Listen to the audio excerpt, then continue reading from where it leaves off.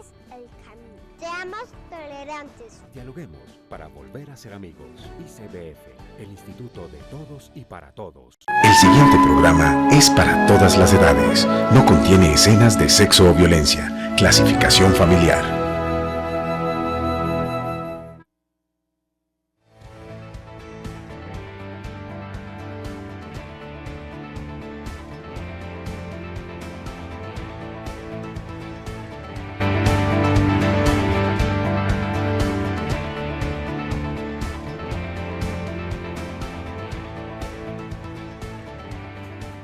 Muy buenas noches, bienvenidos a La Controversia, un programa en directo de Canal Capital con los debates candentes de cada semana, con los debates de coyuntura y en esta coyuntura especialmente con los candidatos a Cámara, con los candidatos a Senado. Hemos hecho varios programas y hoy tenemos unos invitados especiales. Estamos transmitiendo desde la Fundación Gilberto Alzate Avendaño en el barrio La Candelaria, un lugar muy lindo y un lugar pues, que recuerda a un líder político conservador colombiano, pero que nos han tenido la gentileza de prestarnos este lugar para hoy, para hacer la controversia hoy acá.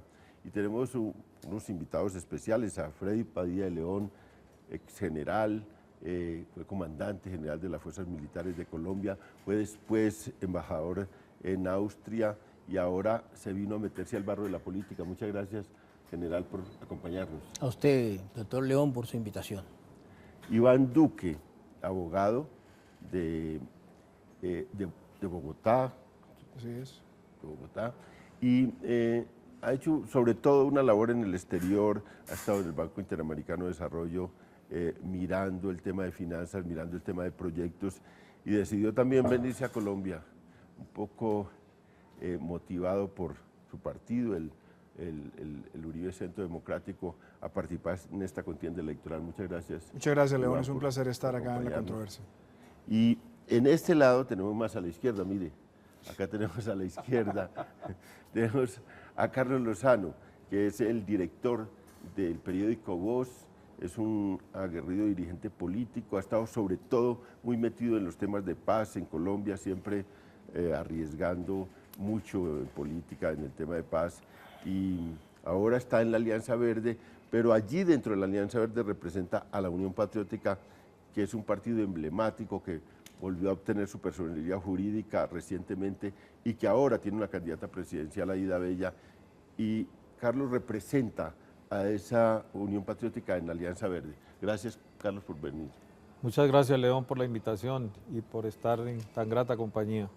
Alberto Castilla es un líder campesino, empezó en estos paros agrarios, en estas movilizaciones, en esta organización norte santanderiano, en el Catatumbo, hace parte de una mesa de unidad nacional de las organizaciones agrarias, fue concejal de convención. Convención, sí, señor. Fue concejal de convención.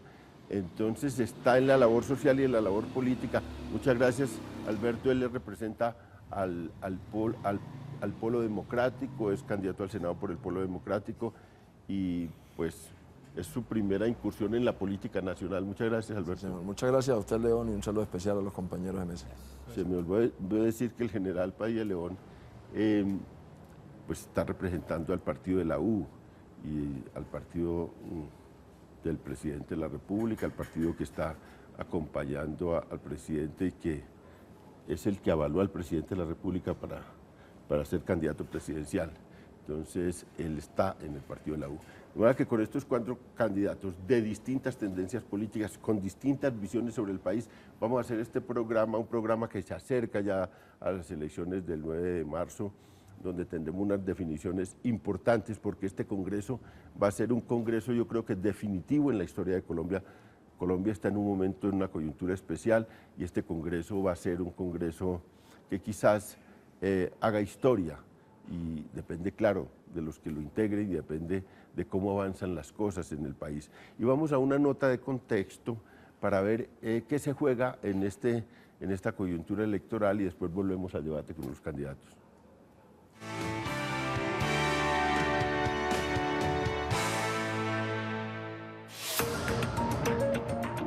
El Congreso de la República de Colombia 2014-2018, que será elegido el 9 de marzo, tiene el reto de discutir importantes reformas, incluidas las provenientes del proceso de paz, en un periodo calificado como determinante para la historia de Colombia. Sin embargo, la tendencia apunta a la abstención electoral por la inconformidad y la desconfianza ciudadana con la oferta política. Para conformar el nuevo legislativo, aspiran 2.241 candidatos, de los cuales 1.605 quieren llegar a la Cámara de Representantes y 806 anhelan estar en el Senado. Solo hay espacio para 166 representantes y 102 senadores. En la disputa electoral, hay dirigentes políticos que aspiran a regresar al Capitolio, como el expresidente Álvaro Uribe, Horacio Serpa y Antonio Navarro, quienes ocuparon distintos cargos de elección popular y fueron candidatos presidenciales en distintas épocas. Todo porque el próximo Congreso tendrá la responsabilidad de reglamentar el marco para la paz, discutir una verdadera reforma agraria y garantizar el ejercicio de la oposición política, así como otros temas que harán parte de los acuerdos que se firmen en La Habana, además de las reformas pendientes a la justicia, a la salud y a la educación. Un total de 32.795.962 colombianos podrán votar en el país y en el exterior durante la elección de Congreso de la República y Parlamento Andino. Del total de los ciudadanos habilitados para sufragar, 17.043.963 son mujeres y 15.751.999 hombres, los cuales podrán ejercer su derecho al voto en 96.722 mesas distribuidas en 10.727 puestos de votación en todo el país. Los puestos de votación estarán ubicados de la siguiente manera: 3.883 en cabeceras municipales, 6.563 serán instalados en áreas rurales, 160 puestos en cárceles del país y 121 en los puestos censo del territorio nacional. Las circunscripciones electorales con mayor número de sufragantes son Bogotá con 4.921.266, seguida de Antioquia con 4.025.106 personas y Valle con 3.101.188 ciudadanos.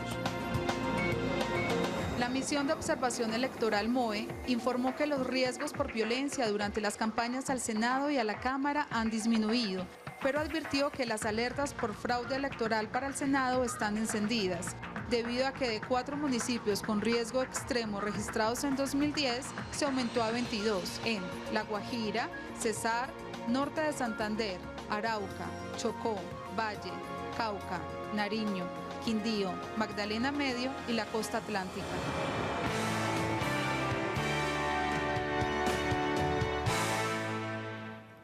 Estamos en la controversia, transmitiendo desde la Fundación Gilberto Alzate Bendaño en La Candelaria, este programa de Canal Capital de la Franja de Opinión, y hemos dedicado estos programas a debatir con los candidatos a Cámara y a Senado sus propuestas y la posición que tienen sobre temas de coyuntura.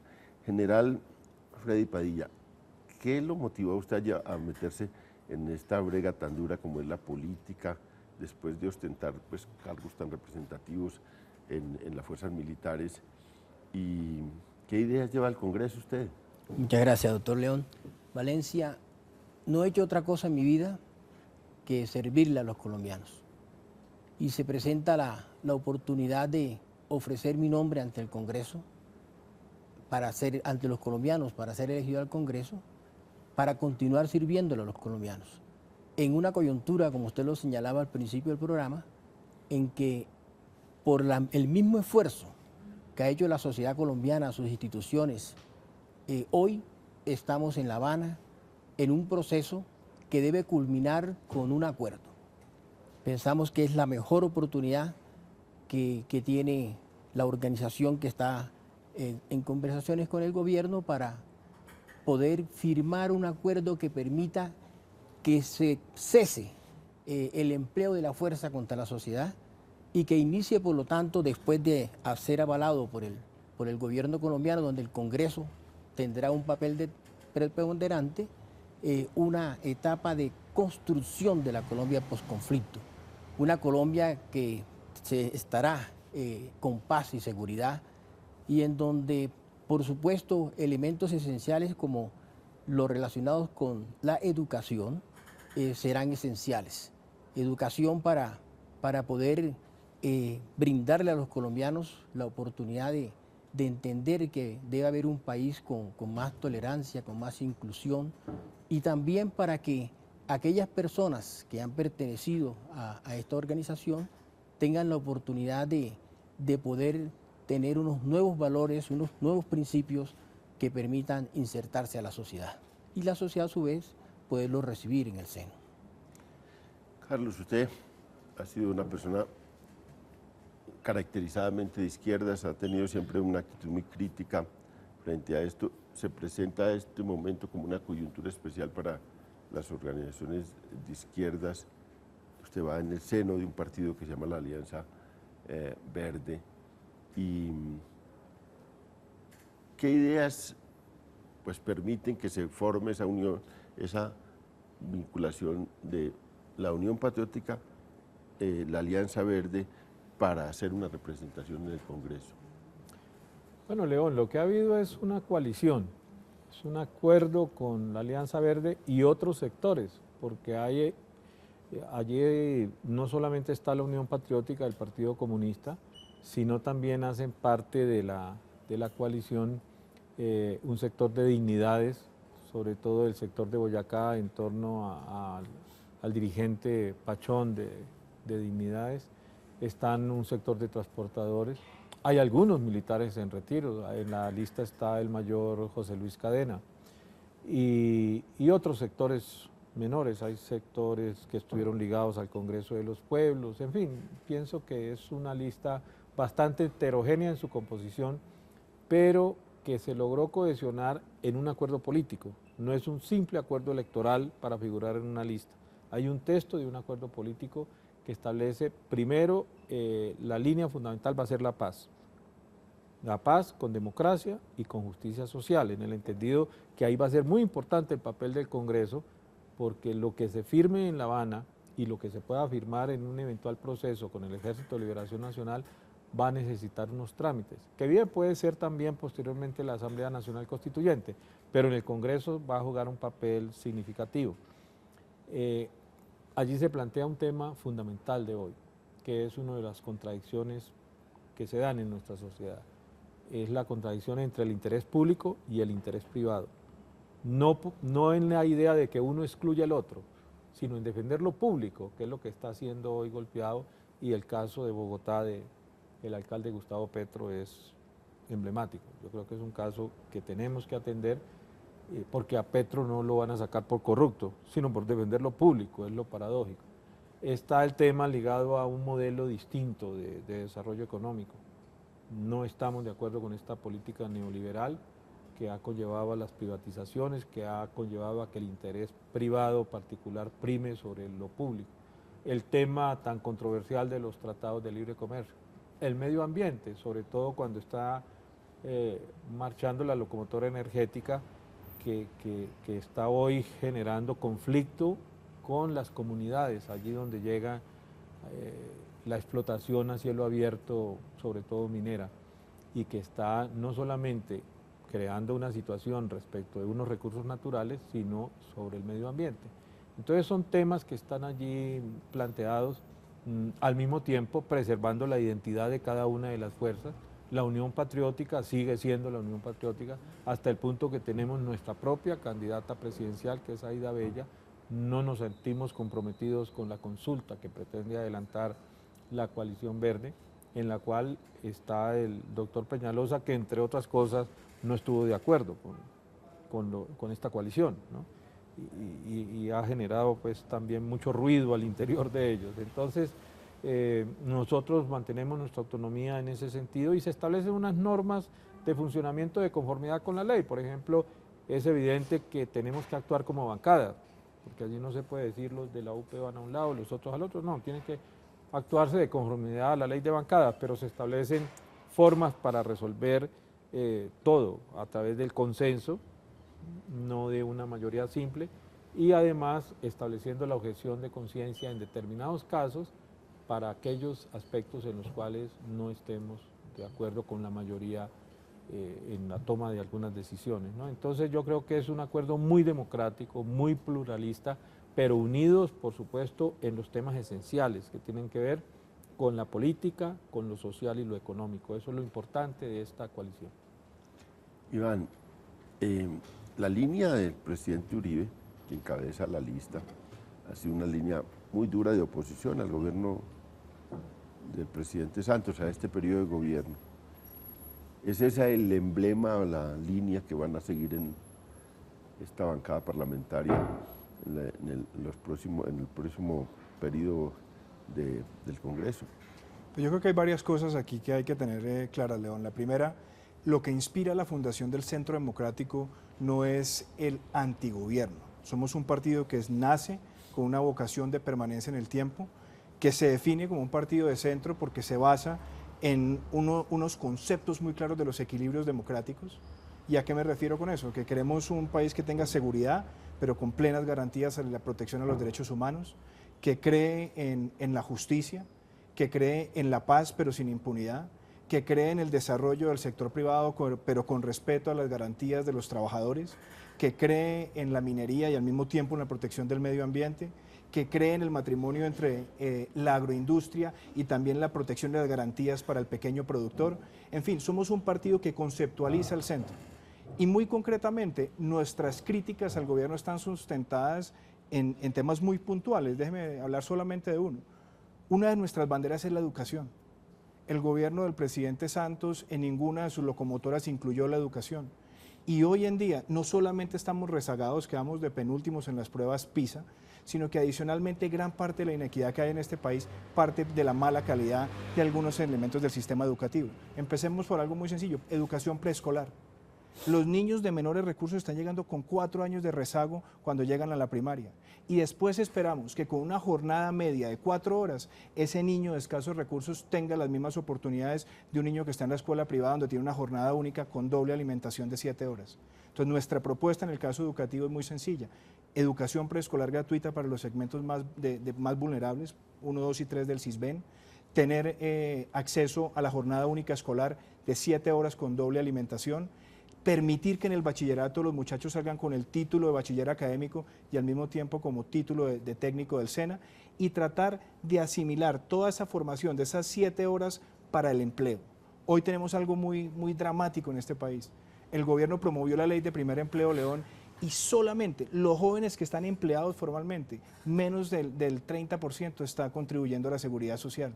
Cerca del 80% no está recibiendo primas. Y algo todavía más lamentable, cerca del 64% no recibe cesantías. Eso tenemos que cambiarlo. ¿Cómo? Con una política que articule desde el centro la educación y el emprendimiento. Y esas son banderas que queremos defender desde el Centro Democrático en el Congreso de la República. En este primer segmento estamos haciendo una introducción de los candidatos con la opinión, con los bogotanos, que son fundamentalmente lo que ven en este programa, aunque se ve en muchos sitios del país y a nivel internacional, para después entrar en temas candentes. Tenemos acá a Alberto Castilla, que representa el Polo Democrático en esta campaña electoral, que ha estado metido en los temas agrarios y que seguramente va a ser esa como banderas principales de una angustia que es una angustia durísima nacional, porque el tema del abandono del campo es una cosa muy fuerte en este país. Bueno, lo vimos.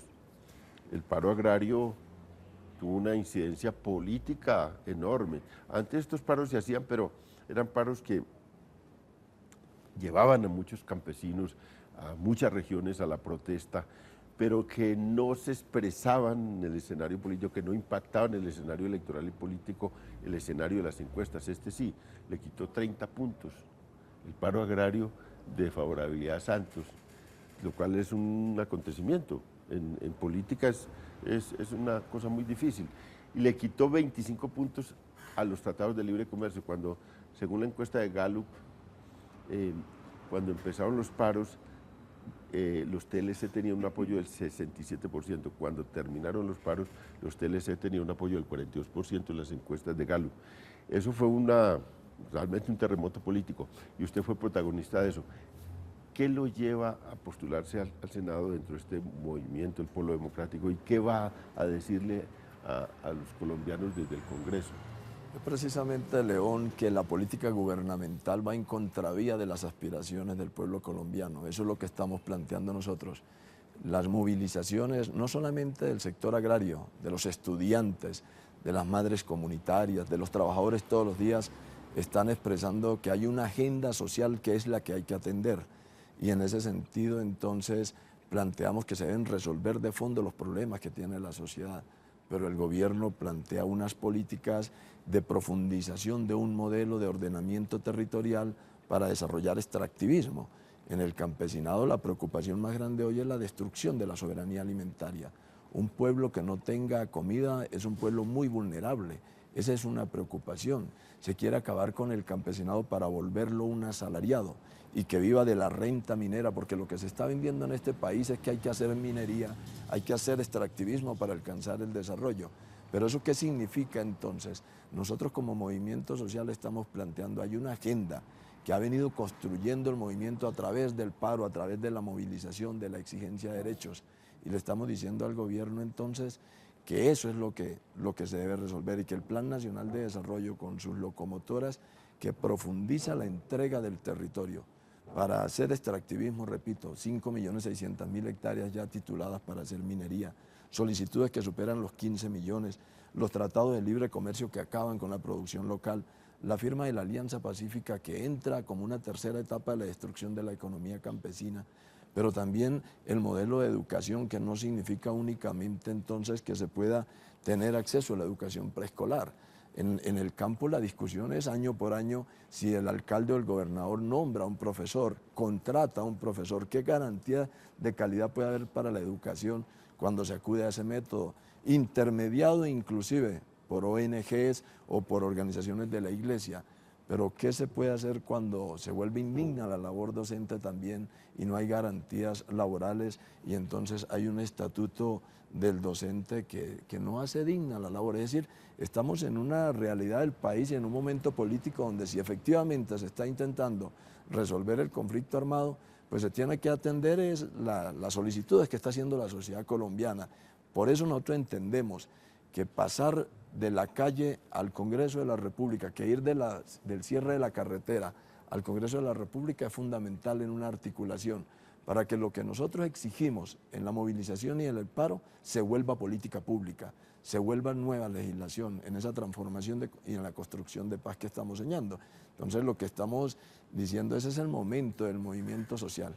Es un momento histórico del país, un momento político muy importante de Colombia, y nosotros no lo podemos dejar pasar. Y como movimiento social vamos a poner la voz, porque si se quiere hablar realmente aquí de paz, de esa paz positiva que es la que nosotros queremos, pues se tiene que atender realmente las exigencias de la sociedad colombiana. Entonces está claro que eso motiva a que no sea Alberto Castilla el candidato al Senado que se propone, sino que surge de un movimiento social y que no es coyuntural en el paro agrario del año pasado, que nosotros venimos construyendo a partir de la minga de resistencia social y comunitaria donde hemos estado, a partir del Congreso de los Pueblos, nuevas formas de hacer política. Y entonces llegar al Congreso es abrirle campo a la posibilidad de que nuevos actores, una nueva política se pueda desarrollar y ganemos nuevamente prestigio a la política, ¿no? O sea, nosotros tenemos un compromiso muy grande de tener una práctica distinta de la política que permita al pueblo colombiano creer otra vez en los políticos, creer en la política. Me parece que eso es fundamental y es el reto que tenemos en el Congreso de la República. Vamos a hacer una pausa y cuando vengamos vamos a meterle ya el diente a la coyuntura y ojalá se animen a la controversia, que así se llama el programa, La Controversia. Vamos a una pausa.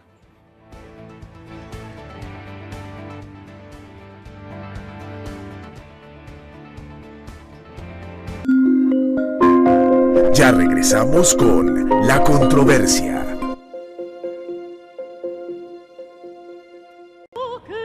Canal Capital, el canal de los grandes eventos, transmite en directo el sábado 1 de marzo desde el Teatro Mayor Julio Mario Santo Domingo a las 8 de la noche.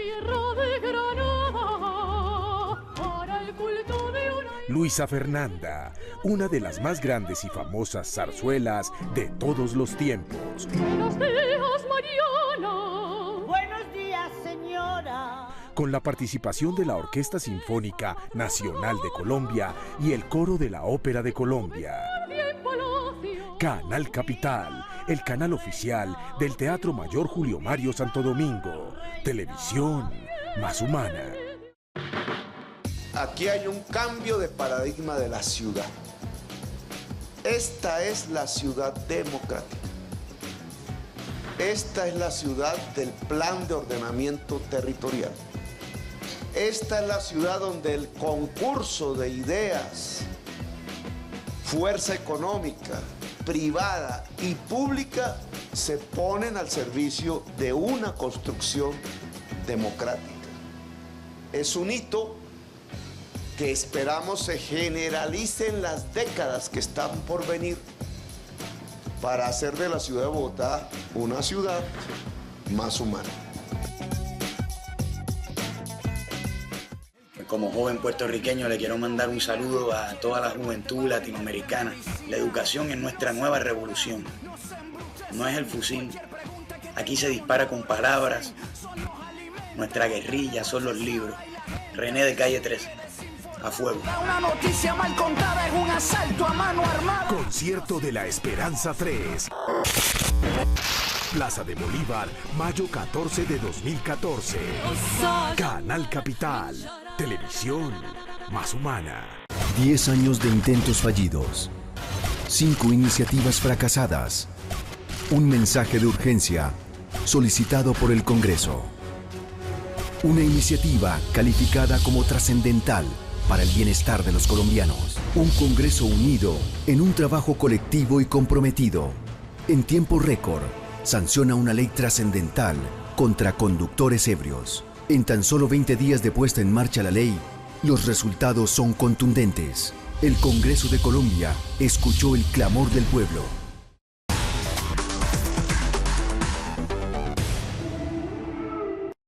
Cuando sea grande quiero ser. A mí me gusta construir castillos de arena. Para aconsejar a los niños. Quisiera descubrir como nuevas especies, me gusta eso. Ser doctora cuando sea grande. Con la educación, estos sueños se harán realidad. No hay excusa. Con toda, todos a estudiar. Matricúlate ya.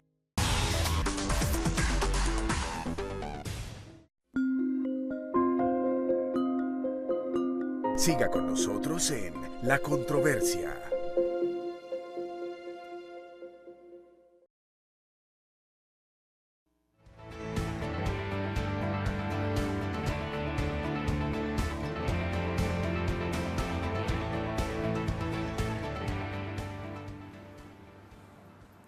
Estamos en La Controversia, transmitiendo Canal Capital en directo desde la Fundación Gilberto Alzate Avendaño en La Candelaria. Agradecemos habernos prestado este sitio tan hermoso para este debate que ha tenido un primer momento de que los candidatos presenten sus ideas que van a llevar al Congreso. Estamos en un debate de coyuntura y claro, hay un tema crucial y es el de las fuerzas militares, de los escándalos sucesivos, Andrómeda, Chuzadas, y luego todos los escándalos, los diálogos que salpican de corrupción a sectores de las fuerzas militares, el impacto que esto tiene en las negociaciones de paz. Carlos, hoy hubo un llamado duro de Humberto de la Calle diciéndole a los negociadores de La Habana, bueno, está muy bien, ahí hay unos temas de las fuerzas militares, pero ustedes ojalá no se metan mucho en eso porque eso tensiona y perjudica las negociaciones de paz. Esta relación, paz, escándalos de las fuerzas militares, ¿cómo llevarlo en un momento tan decisivo? Hay unas tensiones enormes que desatan estos procesos de paz. ¿Cómo ve usted la situación de las fuerzas militares frente al proceso de paz, frente a su propia situación? No, yo no creo que el diálogo de paz deba tener temas vetados. No se puede sustraer el proceso de paz de la realidad del país. No podemos considerar que una situación es lo que se discute allá en La Habana, bastante lejos de nosotros, y otro es lo que aquí ocurre cotidianamente. Eso naturalmente tiene que abordarse. El debate es nacional y es sobre las distintas realidades que hay en el país. Uno de ellos es la crisis que se ha dado en estos días y que tiene que ver con el tema de Andrómeda y antes con la llamada chuzadas, entre otras cosas que no es nuevo.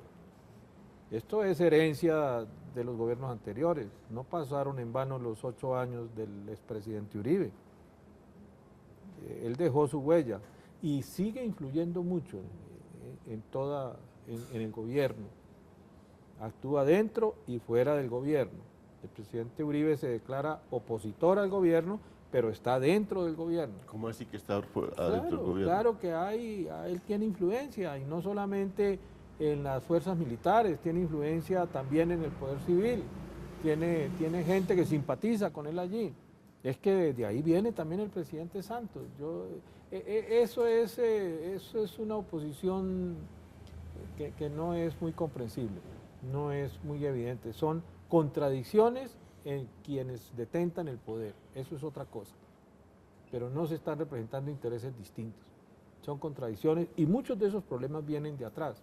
Entonces ahora el expresidente Uribe se nos quiere presentar como el Salvador de Colombia, pero resulta que muchos de estos problemas que aquí se han planteado incluso, de la educación, de la salud, de todo esto, tienen que ver con su gobierno, que fue nefasto para este país, laceró la democracia mucho más, y ese es el problema.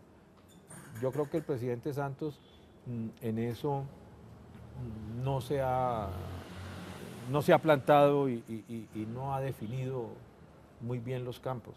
En su gobierno hay distintos libretos sobre el tema de la paz. Una cosa dice el presidente Santos un día, otra dice otra, porque le hace concesiones para mantener pues una aparente unidad.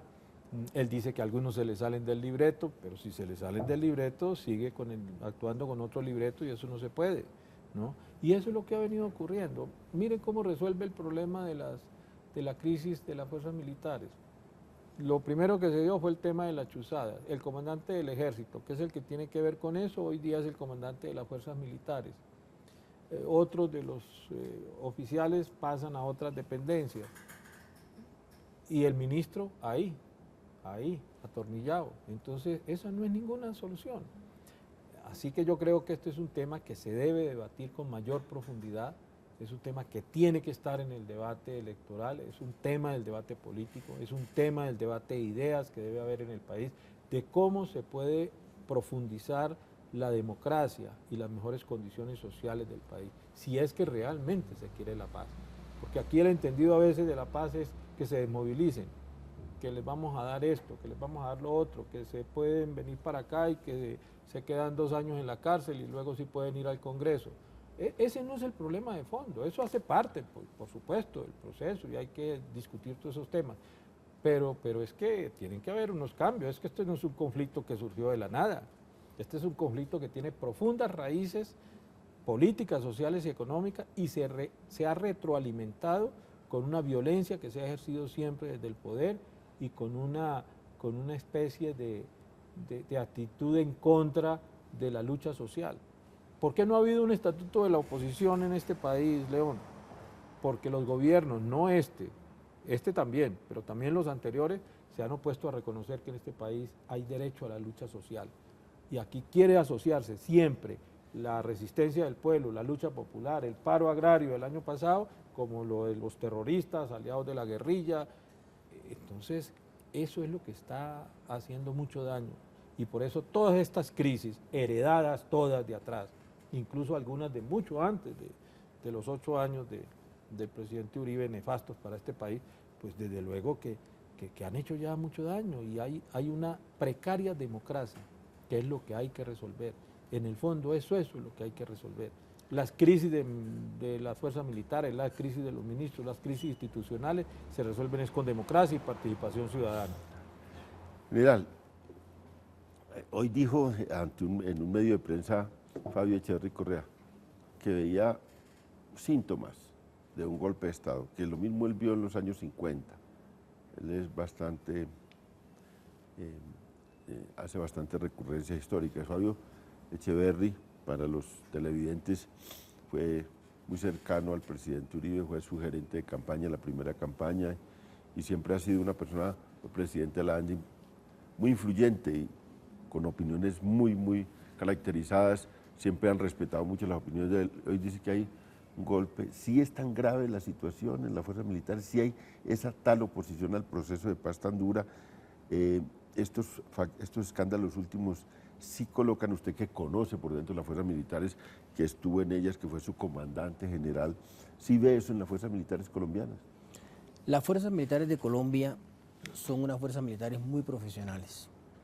Son unas fuerzas militares que aún en momentos difíciles que hubo en América, en donde precisamente los golpes militares fueron una solución para muchos países, Colombia se mantuvo dentro de la constitucionalidad, dentro de los conceptos democráticos y siempre dentro de la Constitución y la ley. Las fuerzas militares de Colombia han dado un sacrificio inmenso en construcción, en la búsqueda de la paz. Ese ha sido su propósito. Así que cuando hoy se está hablando de que hay un proceso de paz, se está dando como consecuencia de lo que ha sido el esfuerzo de la institucionalidad y de la sociedad colombiana en procura de ese fin. Y las fuerzas militares han sido un factor contribuyente decisivo. Las fuerzas militares de Colombia son unas fuerzas disciplinadas, son unas fuerzas con principios y valores, y entre otros valores democráticos. Y no voy a entrar yo a discutir aquí que se han presentado problemas y lo estamos viendo en este momento. Hay inconformidades en la fuerza pública. Pero en términos generales, prima el interés de Colombia sobre lo que puede ser unos intereses particulares. Ha habido unos relevos. Ha respetado el señor presidente la decisión, la continuidad del ministro de Defensa. El ministro de Defensa actual es un ministro que ha realizado una labor muy importante dentro del proceso que estamos realizando. Es un hombre que tiene confianza en el interior de las Fuerzas Armadas, que se ha ganado su afecto, su cariño, que ha tomado decisiones difíciles. Le dicen propias tropas ahí. Es un término de cariño, no quiere decir que esté únicamente jugando al interés exclusivo de las fuerzas militares, sino al interés de la nación. Es un interlocutor formidable entre el presidente, que es el comandante supremo de las Fuerzas Armadas, y las Fuerzas Armadas. Luego, en él hay confianza, que eso es un factor importante. No hay una confianza, por supuesto, para realizar actividades que no estén dentro de la Constitución y la ley. Hay confianza para resolver las dificultades. Ese es un primer término. El segundo es, hubo unas decisiones que llevaron a una nueva reestructuración del mando. Y en esa reestructuración, si usted aprecia, las personas que escogieron para ocupar esas posiciones son personas con una trayectoria y una transparencia muy grande. El actual comandante general, el comandante del ejército, que es un hombre nuevo, porque no había aparecido, dadas las misiones que cumplía, alejado de los centros de la capital, pero es un hombre en el cual los soldados tienen una enorme confianza porque siempre lo han visto como una persona que desde la escuela militar fue el primer puesto, su promoción, siempre ha sido el número uno y hoy ocupa esta posición en que yo les puedo garantizar que es una persona que va a representar los intereses de Colombia y una persona supremamente disciplinada que va a dar ejemplo.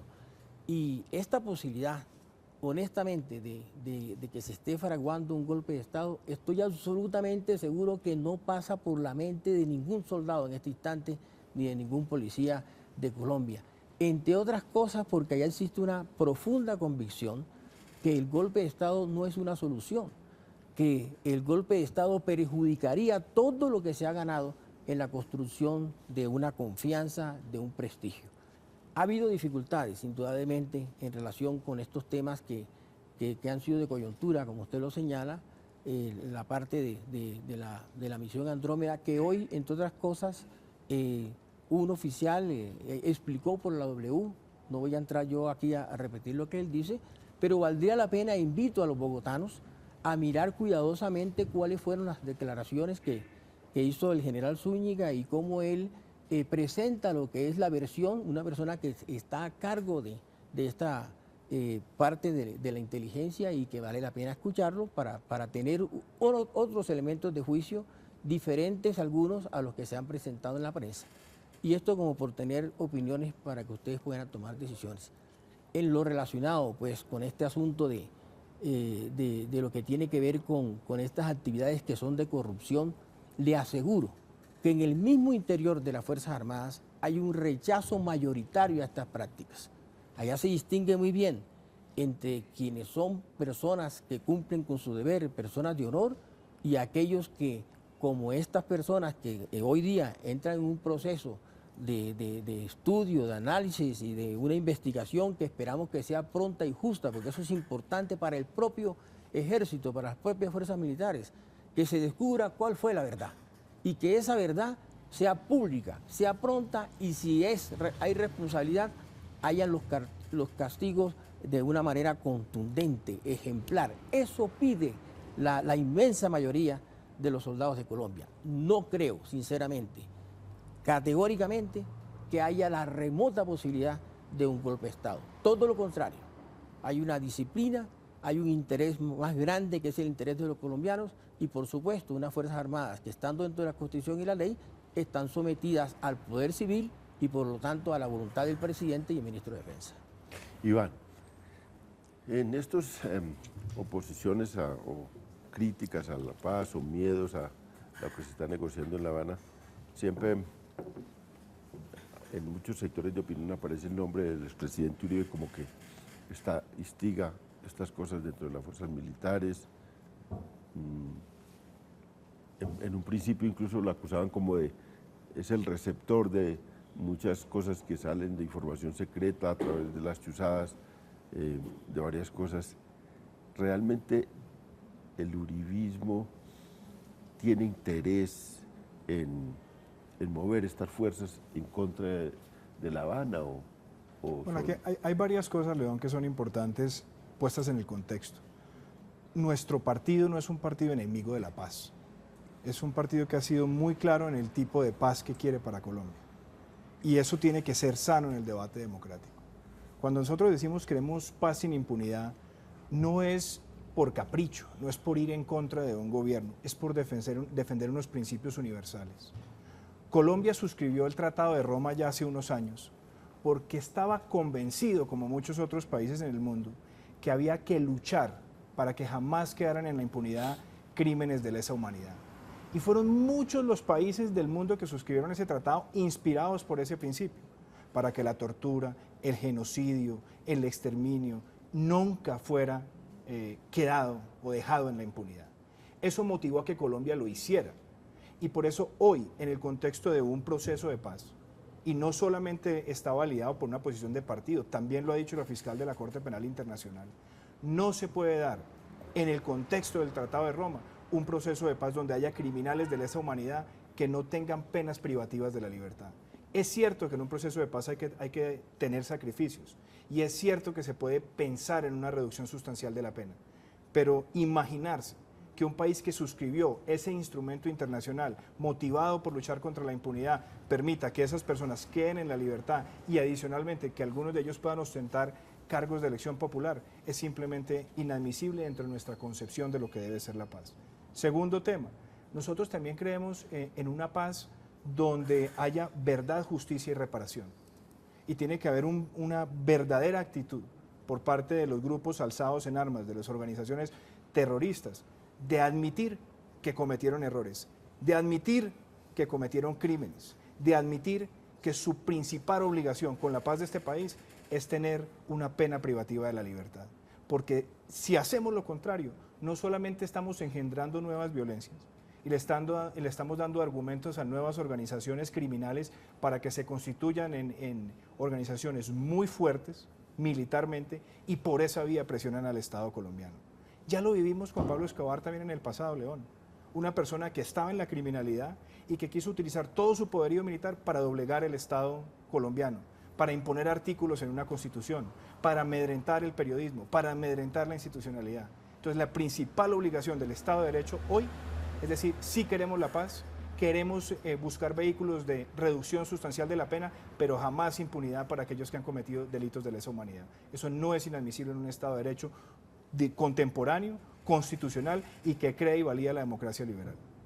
Alberto, a usted le tocó hablar en este caso, ya no de los temas agrarios, sino el tema de la paz y los militares, y y los debates que estamos desarrollando acá, ustedes desde su mundo, desde el polo y desde esta representación del campesinado que usted tiene, ¿cómo ven esto que se ha presentado en la coyuntura, estas tensiones que hay frente al proceso de paz, esta situación de los militares? ¿Cómo ven eso?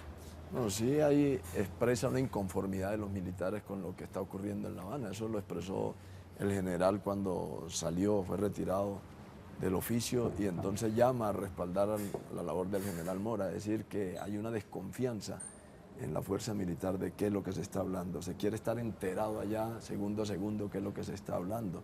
Creo que Andrómeda expresa eso. O sea, no se cree en el gobierno, sino que las fuerzas militares están queriendo tener la información directa de lo que está ocurriendo allá. Y el peligro para la paz, como se entiende, es que esa información está siendo llevada a un escenario. Recordemos que se filtró por parte del presidente Uribe unas coordenadas, una información que se estaba trabajando. Entonces es una información que está para torpedear, digamos, que se avance en el proceso. Nosotros entendemos la paz como vida digna, como justicia social. Nosotros no reducimos la paz al concepto de la firma del acuerdo entre las insurgencias y el gobierno. Y es fundamental entonces que haya garantías. Es decir, aquí se le está dando un golpe duro a la democracia y a la posibilidad de que el pueblo contribuya en la construcción de la paz. La paz no puede ser únicamente entonces que se pase la página de la historia aquí y no se resuelvan los problemas de fondo. Entonces, esa situación de querer estar enterados los militares, pues le pone un riesgo, porque en un proceso de paz tiene que haber una reestructuración de la función y de la fuerza militar, tiene que haber una concesión también en los temas de justicia. Nosotros compartimos el tema de verdad, justicia y reparación es fundamental, no con el enfoque quizá que tiene el uribismo. El tema de la verdad para nosotros es fundamental como un método de reparación para avanzar en la paz. Nosotros necesitamos saber quién patrocinó el paramilitarismo, por qué se despojó de los territorios, 10 millones de hectáreas despojadas mediante el uso de la violencia, por qué se desplazó en este país. Aquí hay unos intereses mayores que no son únicamente de los paramilitares que actuaron directamente en los territorios. Es decir, hay una situación que preocupa para avanzar en la construcción de la paz con el adjetivo que nosotros tenemos, con el apellido de la paz que nosotros tenemos, que es una paz con justicia social, una paz con vida digna. Entonces, aquí se quiere es llevar al escenario de darle continuidad a un modelo que legaliza el despojo, un modelo que pasa la página de la historia y que permite impactar profundamente los territorios. ¿Cómo hablar de paz aquí entonces cuando se quiere acabar con la economía campesina? ¿Cómo hablar de paz cuando se sigue entregando los territorios a las multinacionales, cuando se perpetúan la entrega de los bloques petroleros? Es decir, aquí hay que resolver de fondo unas consideraciones y el gobierno nacional, si realmente tiene voluntad de paz, la debe expresar brindándole garantías a la sociedad en la participación, no en la mesa, en la participación en los escenarios de la movilización social. Tiene que haber garantías para la protesta social, tiene que haber garantías para el ejercicio de la política. Lo que está pasando en estos momentos, atentados a Aida Bella, la persecución a Marcha Patriótica, la situación que viven los indígenas del Cauca con el hermano Feliciano Valencia y otros indígenas, pero un movimiento social y lo que está ocurriendo con Bogotá, todo eso hay que sumarlo para entender que efectivamente hay unos enemigos claros aquí de la paz, de avanzar en resolver el conflicto armado. Y los enemigos son los que están impidiendo no solamente que siga la mesa en La Habana, sino que nosotros como sociedad civil participemos en los espacios de movilización social y de ejercicio, de participar también en las elecciones. Es decir, aquí se está poniendo en riesgo la construcción de esa paz estable y duradera que nosotros queremos. Entonces hay una situación que preocupa y el gobierno nacional tiene que resolver, porque si hay un mensaje que manda permanentemente el ministro de Defensa de profundizar la guerra y el gobierno nacional por otro lado. Entonces puede haber, dice el general Padilla, que hay una muy buena interlocución entre el ministro, las Fuerzas Armadas y la presidencia. Pero yo creo que ese es un mensaje que no le hace bien al país en la construcción de un proceso de paz. Es decir, que el gobierno, por un lado, esté intentando mantener unas condiciones y facilitar, digamos, que se continúe en el diálogo en La Habana, sostenerlo. Creo que le está costando bastante sostener esa mesa, y la otra es la que manda permanentemente el ministro de Defensa. Entonces hay que tener una posición clara frente a la construcción de la paz, y la construcción de la paz entonces significa sobre todo garantías para la participación de la sociedad. Bueno, yo tengo 3 puntos de controversia muy concretos, León. Muy dilo. Uno, verdad, justicia y reparación. Eso suena muy bonito, pero cuando el presidente Uribe tuvo la oportunidad de aplicarlo, se negó. En el caso, por ejemplo, de la Unión Patriótica. Nosotros tenemos una demanda por genocidio ante la Comisión Interamericana de Derechos Humanos. Él no quiso el acuerdo amistoso y no lo quiso señalando que es que la Unión Patriótica, el genocidio o los muertos de la Unión Patriótica fue porque tenían relación con la guerrilla y que porque combinaban las formas de lucha. Entonces, las cosas suenan a mucha demagogia así. Segundo, es de doble vía, segundo, es de doble vía la responsabilidad. Es que es muy bueno ver la responsabilidad en el contrario, pero aquí no estamos en un estado que es una mansa paloma de la paz. Históricamente, este ha sido un estado violento. El genocidio de la Unión Patriótica, que no es el único, es un ejemplo, en donde hubo actores que estaban vinculados al Estado, agentes del Estado en esto. La relación con el paramilitarismo, ¿en dónde queda entonces? ¿No? En la parapolítica, los empresarios que están siendo juzgados. Entonces aquí hay que hablar de un problema mucho más de fondo y no tratar de indicarle solamente a la guerrilla el problema. Entonces, aquí esto es de doble vía, por eso hay que establecer una comisión de la verdad. Y tercero, General Padilla, yo entiendo su planteamiento, pero hay una cosa, si queremos resolver todas estas crisis, se tienen que hacer con medidas muy claras y muy aleccionadoras.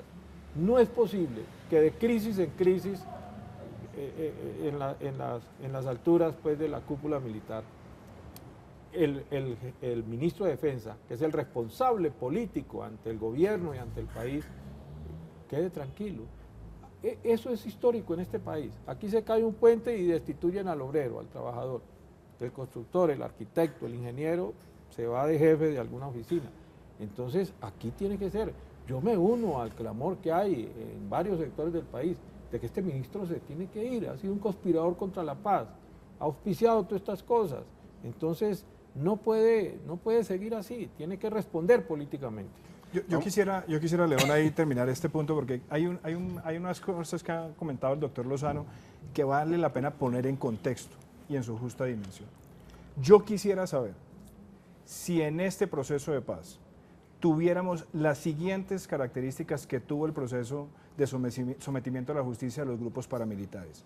El primero, que se acepte la cesación de actividades criminales. El segundo, que se acepte la veeduría internacional de un organismo como la Organización de Estados Americanos.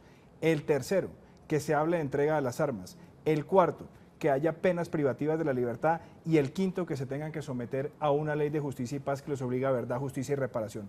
Si esos 5 elementos estuvieran presentes en el proceso que se está negociando en La Habana, la situación sería distinta. Y me gustaría saber si personas como usted, que han sido consistentes en ese tipo de defensas, serían capaces de hacerlo también con el proceso de las FARC. Porque esas 5 características son fundamentales para proteger el Estado de Derecho y sobre todo para garantizar los derechos a las víctimas en este país. Y hay un sexto, y volvemos. Uno sexto, que es la confesión de los delitos. Y varios han confesado. Y están en la cárcel. Han señalado al senador Uribe Vélez, que no está respondiendo por nada. Me da mucha pena con usted, doctor Lozano. Usted está lanzando ahí unas acusaciones irresponsables. No, yo lo que le digo a usted, doctor Lozano, que han dado, si esas 5 condiciones se cumplieran con las FARC, otra historia estaría viviendo este país. Porque además le digo una cosa, si en este país hubiera justicia, este señor tendría que estar respondiendo. Lo grave es que estamos teniendo la criminalidad en La Habana, así es, negociando como si fuera un Estado paralelo y poniendo además en entredicho la reputación de las Fuerzas Armadas de Colombia. Y además usted ha dicho una cosa, usted ha dicho que el gobierno del presidente Uribe fue desastroso para este país. Déjeme solamente le cuento 5 cositas. Pero usted habló de los homicidios en este país, se redujeron en un 50%, los secuestros en un 80%, los ataques terroristas en un 90%. Entonces, lo que le digo, usted también debería reconocer las cosas que se han hecho en este país y sobre todo no endilgarle a las fuerzas militares responsabilidades que no le corresponden. La estoy endilgando a Uribe, que es otra cosa. Irresponsablemente. Y volvemos para este debate que se puso candente.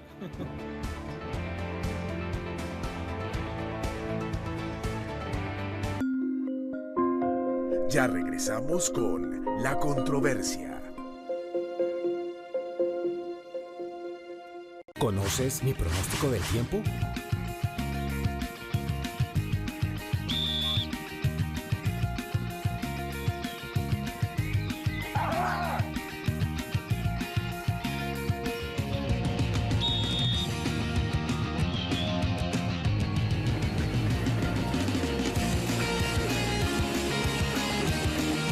Consulta mi pronóstico, prepara tu día. Prevenir es IDEAM. Gobierno de Colombia, IDEAM.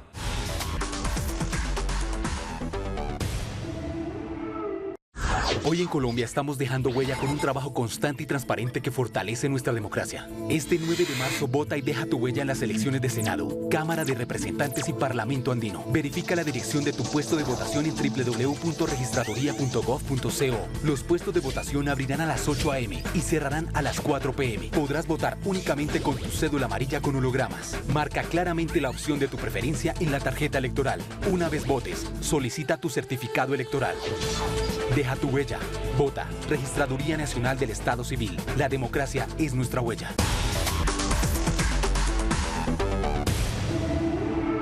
¿Formas parte de la comunidad científica e innovadora de Colombia? Acepta el reto Ideas para el Cambio de Conciencias y encuentra una solución de energía eléctrica para las comunidades del Chocó, Valle, Cauca y Nariño, porque el Pacífico, pura energía. Conoce con tu equipo científico las necesidades y postulen ya su solución con energías limpias y renovables en www.ideasparalcambio.gov.co. Ideas para el Cambio, un programa de conciencias para construir un país justo.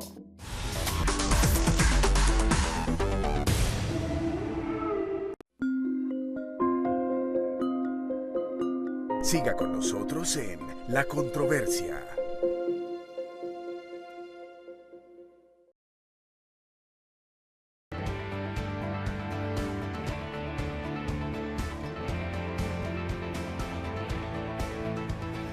Estamos en La Controversia transmitiendo desde la Fundación Gilberto Alzate Bandaño un debate que se puso muy candente sobre qué van a ser los senadores, qué van a ser los políticos en el Congreso, cuáles son de estos candidatos de los diversos partidos la posición frente a los temas candentes del país.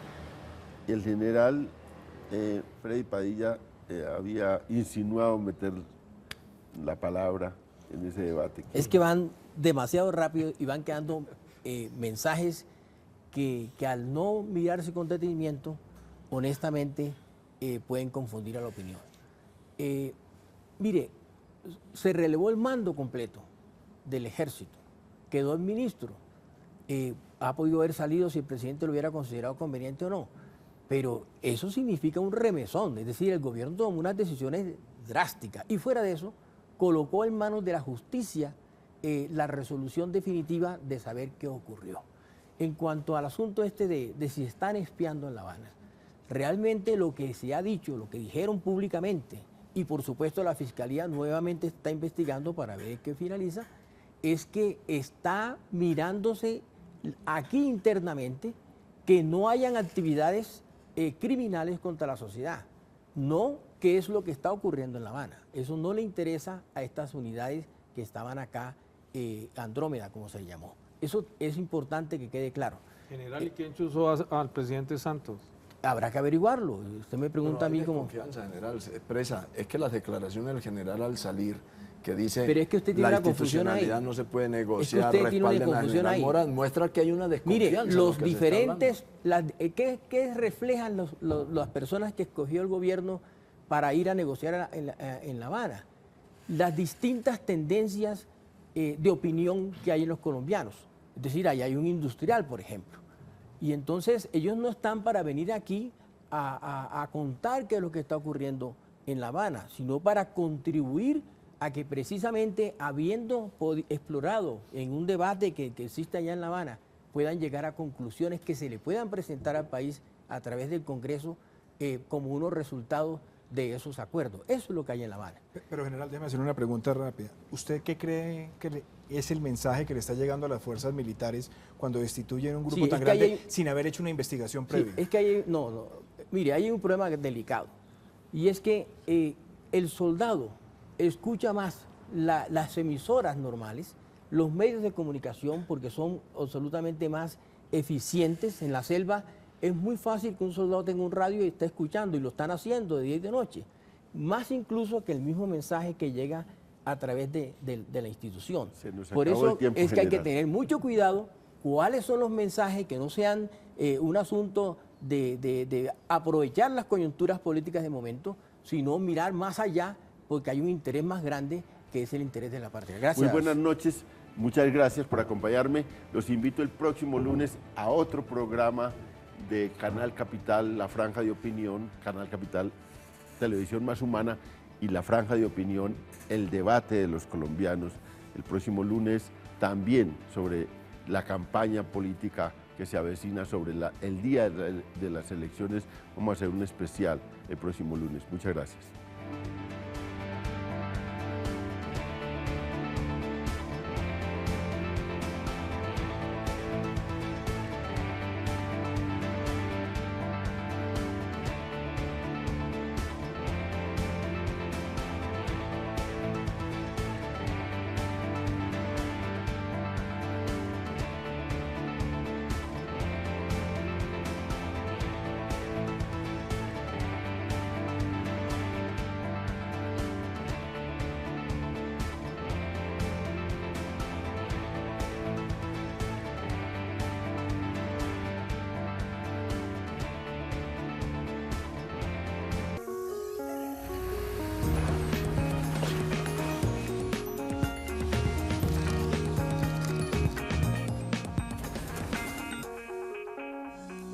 La ley de la judicatura permite a los estudiantes de Derecho realizar su judicatura asesorando a la comunidad desde las ligas de consumidores.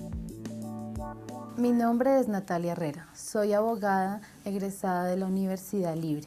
La ley de judicatura me permitió prestar mis servicios como asesora jurídica en la Confederación Colombiana de Consumidores, brindando el apoyo jurídico necesario a los ciudadanos en la defensa de los derechos como consumidor.